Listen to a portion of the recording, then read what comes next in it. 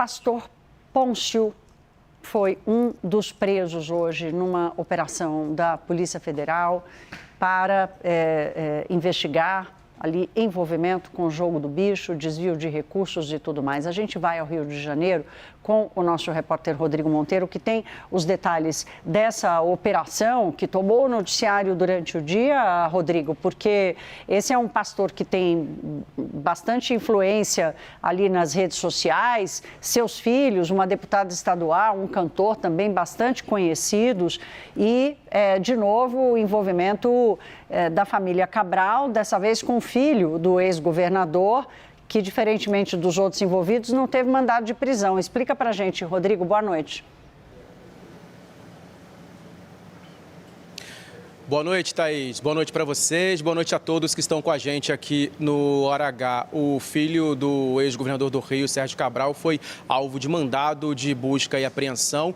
O pastor Márcio Pôncio, que é pai, da deputada estadual aqui do Rio de Janeiro pelo Solidariedade, a Sara Pôncio, ele foi alvo de mandado de prisão. Ele foi preso hoje pela Polícia Federal no bairro da Barra da Tijuca. Ele estava num flat, tomou uma projeção ali, por conta, inclusive, da própria religião e também por ele ser empresário do ramo do tabaco.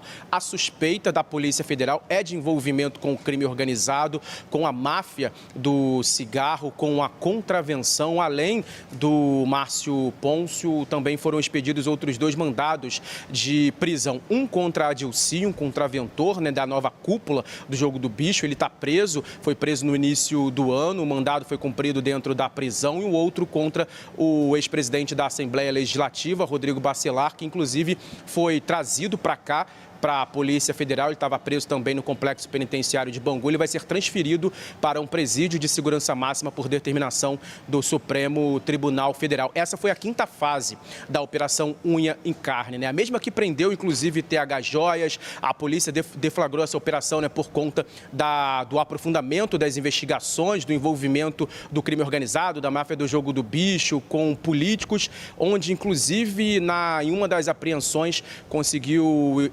interceptar uma lista com vários nomes de deputados, agentes públicos, tanto do Executivo como também do Legislativo.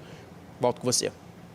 Rodrigo, o ex-presidente da Assembleia Legislativa do Rio de Janeiro, Rodrigo Bacelar, que era um dos nomes, inclusive, ali na linha de sucessão do governo do Rio de Janeiro, que acabou sendo preso, ele está preso desde março, ele também foi alvo da operação de hoje. Há uma expectativa para ele ser transferido para um presídio federal?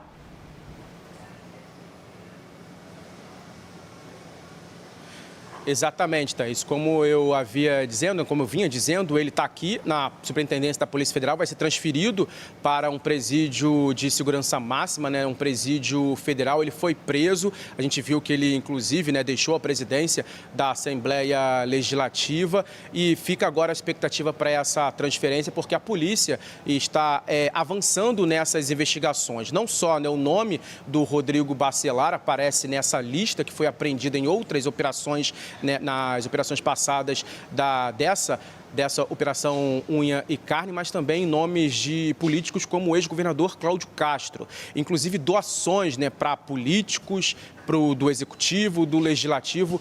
Há uma lista enorme, a polícia está se aprofundando, é mais uma fase, mais um passo dessa operação e a gente está por aqui acompanhando. Eu recebi a nota do advogado, o doutor Daniel Bialski, do Rodrigo Bacelar. Ele disse que, de acordo com os documentos que estão no autos, ele reitera que a documentação que está colocada ali prova cabalmente que o Rodrigo não possui nenhuma vinculação com os fatos apurados, sendo que a instrução probatória com conclusões definitivas comprovará também aquilo que há muito para dado. Por fim, ele coloca que o político ele fez na sua trajetória defendendo a política pública e também dentro da legalidade aqui no estado do Rio de Janeiro. Volto com você. Obrigada, Rodrigo, pelos detalhes e pelo posicionamento também da defesa do Rodrigo Bacelar. Boa noite para você.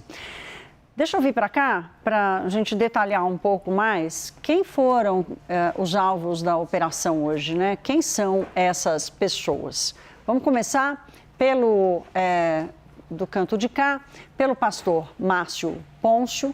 Ele é pastor e empresário do ramo do tabaco. muito conhecido no Rio de Janeiro, é também o fundador da Igreja da Nuvem e ele é pai da deputada estadual pelo Rio de Janeiro, Sara Pôncio, que é do Solidariedade, e também do cantor Saulo Pôncio. O Rodrigo Bacelar, que também foi alvo, que a gente estava ouvindo agora o Rodrigo Monteiro, ele foi presidente da Assembleia Legislativa do Rio de Janeiro, está preso já num presídio na Zona Oeste do Estado e vai ser transferido para um presídio federal. Ele é investigado por suspeita de vazar informações sobre operações policiais para integrantes do Comando Vermelho. Rodrigo Monteiro também nos lembrou disso. Outro alvo é o contraventor Adilcinho, ele é conhecido por Adilcinho, ele também é investigado por homicídio e já estava preso. Até a prisão dele em fevereiro, o Adilcinho era considerado o contraventor mais procurado do Estado. E por último, a operação da Polícia Federal também mirou Marco Antônio Cabral, filho do ex-governador do Rio de Janeiro, Sérgio Cabral, mas aqui no caso do Marco Antônio Cabral, o mandado da Polícia Federal, da Justiça, cumprido pela Polícia Federal, foi apenas de busca e apreensão e não de prisão. Esse impasse em torno da vaga, olha como é que as coisas se costuram.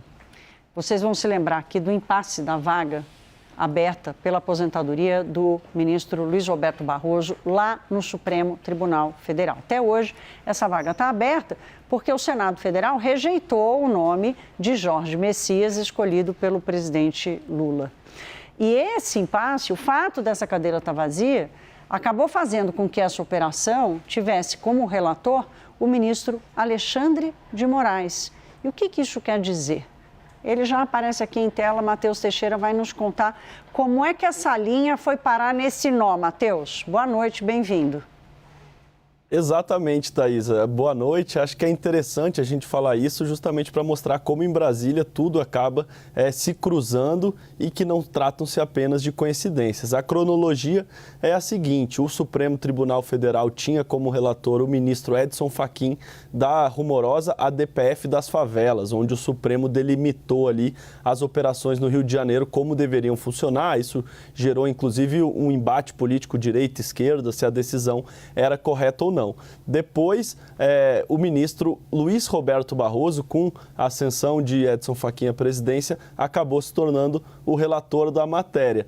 Com a aposentadoria de Luiz Roberto Barroso, automaticamente a DPF das favelas iria para o eventual ministro Jorge Messias, que acabou não sendo aprovado. Porque uma investigação no Rio de Janeiro sobre as facções do Rio de Janeiro que estavam justamente sendo discutidas na DPF das favelas identificou que havia pessoas com foro por prerrogativa, foi enviada ao Supremo essa investigação e o Supremo entendeu que isso deveria ficar anexado à DPF das favelas por terem um objeto muito similar, que é justamente a questão do crime organizado nas comunidades do Rio de Janeiro. Era, portanto, assim que o ministro Luiz Roberto Barroso se aposentou, isso iria automaticamente para Jorge Messias. Com a demora para aprovação de Jorge Messias, que depois acabou se tornando uma rejeição, o Supremo indicou um relator temporário para esse caso. O relator temporário era o ministro Alexandre de Moraes. O ministro Alexandre de Moraes recebeu esse caso e passou a tocar as investigações e, com a demora para a ascensão do 11º ministro, que até hoje a cadeira está vaga, ele segue relator desses casos. Por isso, a decisão de hoje, desta operação de hoje, foi do ministro Alexandre de Moraes. Em uma situação de temperatura normal ali do ambiente, se Jorge Messias tivesse sido aprovado, Moraes sequer teria tocado nesse processo. Mas não, Jorge Messias teve um impasse político, foi rejeitado e segue com o ministro Alexandre de Moraes esse caso, mesmo inquérito que também teve aquela operação contra Ricardo Magro da Refit e Cláudio Castro. Mas tudo isso só está com Alexandre de Moraes por causa desse contexto político, Thaís.